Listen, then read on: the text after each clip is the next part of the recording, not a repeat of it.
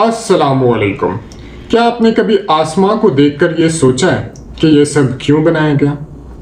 सूरह आले इमरान के इस आखिरी रुकू 20 में अल्लाह ताला ने अक्ल वालों मीन्स उलुल अलबाब की ऐसी पहचान बताई है जो आपकी सोच बदल देगी, और आखिर में कामयाबी का एक ऐसा फार्मूला दिया है जो कभी फेल नहीं होता।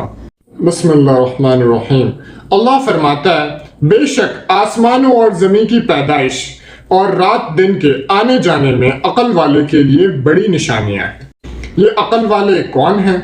जो उठते बैठते और लेटते मीन्स हर हाल में अल्लाह को याद करते हैं और आसमानों और ज़मीन की पैदाइश पर गौर करते हैं, और गौर करके अचानक पुकार उठते हैं, रब्बना मा खलक़्त हाज़ा बातिला मीन्स ऐ हमारे रब, तूने ये सब बेमकसद मीन्स पर्पसलेस नहीं बनाया, तू पाक है, बस हमें आग के अजाब से बचा ले।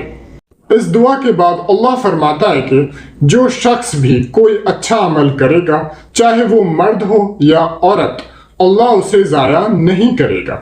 फिर ईमान वालों को एक बहुत बड़ा धोखा समझाया गया। काफिरों का दुनिया के शहरों में ऐशो इश्रत से चलना फिरना तुम्हें धोखे में ना डाले, ये तो बहुत छोटा सा और टेम्पररी फायदा है, आखिर में उनका ठिकाना जहन्नम है। लेकिन जो अल्लाह से डर कर रहेंगे उनके लिए जन्नतें हैं जो अल्लाह की तरफ से उनकी मेहमानी मीन्स हॉस्पिटैलिटी है।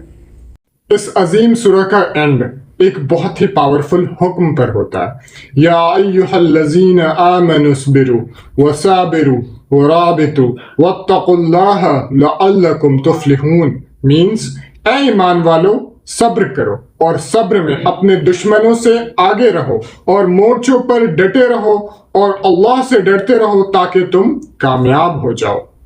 लेसन, दुनिया की आसानियों से मुतासिर मीन्स इम्प्रेस्ड ना हो।